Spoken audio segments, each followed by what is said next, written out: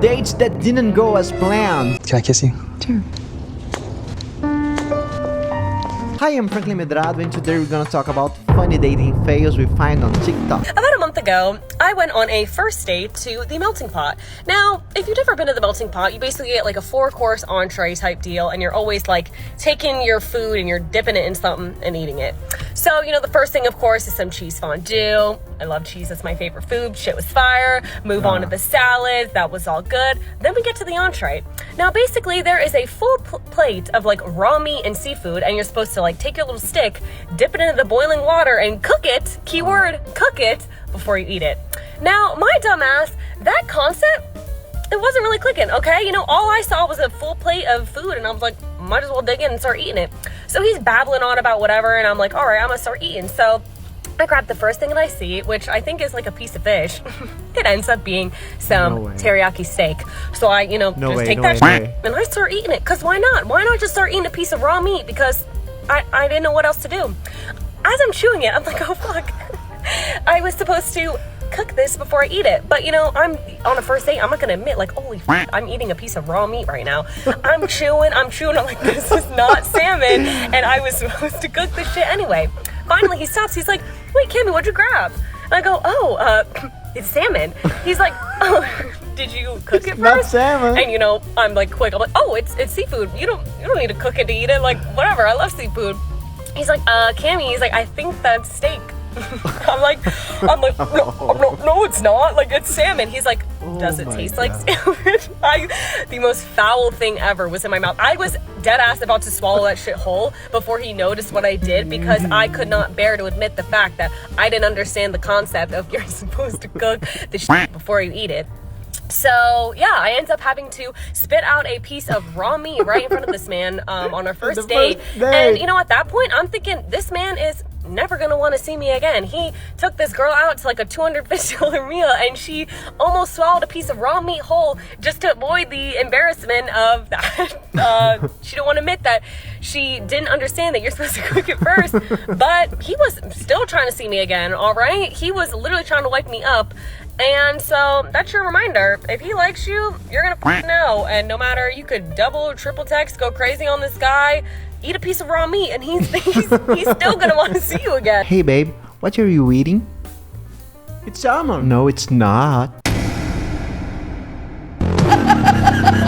At the end, I agree with her. If a guy wants to be with you, it's not a big deal. Raw meat, no problem. So if you are single and on the dating apps, I just wanted to tell you that I was talking to this guy on Hinge for a little while, and things were going really well, and he asked me if he could take me out for dinner, and I was like, yeah, sure, why not? So he just sent me the address. I didn't even question it, and I showed up to the address, and it was McDonald's.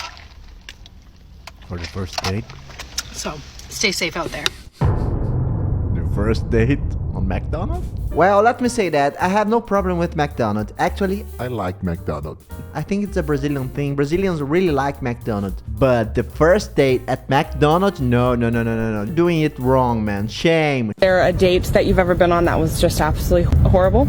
Well, that probably would have been back in high school. I was trying to really impress this girl, picked her up, and unfortunately, I had to go to the bathroom really bad.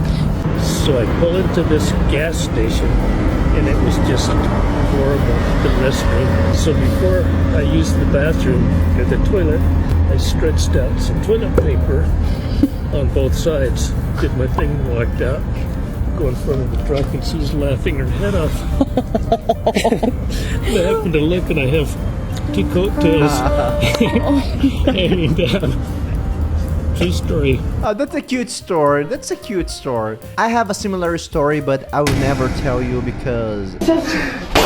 No, I will never tell. Today I went on a date and I left after I walked past him. But it's not what it sounds like. Okay, I'm gonna start at the beginning. So we met on Hinge, but instead of like matching and then chatting for a little while, he just immediately sent me this message, which obviously made it sound like it was copied and pasted. But it was like, hey, Megan, I'm not super into messaging back and forth, but if you want to like get together, meet at a coffee shop and go from there, like I'm down if you are. And I was like, I just like sassy or whatever. And then like eventually I was like, fine, I'll meet up. And so I agreed to go downtown to get coffee, even though I don't live downtown, and 2, I don't even drink coffee, but like it's a thing people do. So I was like, okay, I'll get tea. So I walk into Public coffee roasters. If you live in Salt Lake, you know what it is. It has 2 stories. As I get there, I'm on time, and I have a message from him. He was a few minutes early.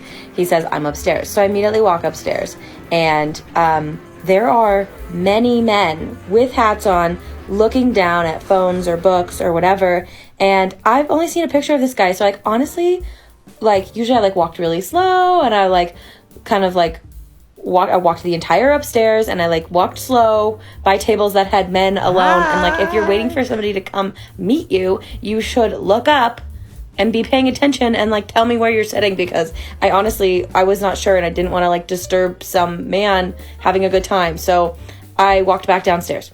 So as I walked downstairs, I messaged him, and I was like, hey, like, I honestly don't know who's who upstairs. Like, were you maybe the one with the hat reading a book? I'm going downstairs to get a tea. So I go downstairs, I get a tea, I wait for my tea, it's got to steep for like 4 minutes, and then I sit downstairs because I'm like, I'm not gonna disturb somebody if I don't know it's them. It's like kind of embarrassing, and also whatever. So I message him again on Hinge, and I say, hey, like, there's a bunch of men upstairs. Nobody looked up when I walked by, and like, I honestly, like, I can't tell who's who. Like, help me out here. And then I wait 15 minutes. We were supposed to meet at 11.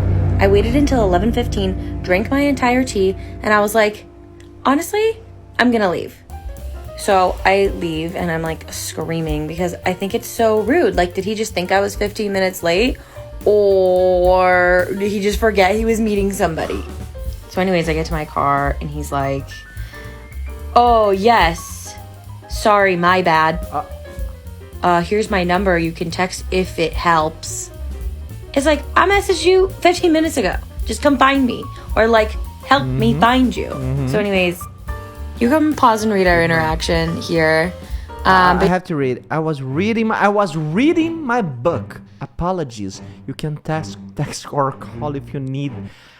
I was reading my book. Reading your book for 15 minutes. I left, obviously, after 15 minutes of waiting. Also, if you would have been willing to send a few messages, you might have learned that 1, I don't live downtown, so I was going out of my way, and 2, I don't drink coffee. Did you think I was 15 minutes late, or did you just forget you were trying to meet someone? What an absolute waste of time. Basically, he apologized afterwards, but I don't know. I was really pissed earlier. Now this feels dramatic. Well, I don't think you're being dramatic. It's weird because he should have waited by the door for your arrival. And what about this man that sent a message demanding a phone call? It's Dimitri calling again, the guy from the street. I left you a message several days ago. I don't like leaving second messages, but I like you. You're a very elegant woman. You're very attractive, but I don't play that game. So here's how it's going to work. If I do not receive a phone call back from you by 3 o'clock Thursday afternoon, I'm no longer interested. I'm very intelligent.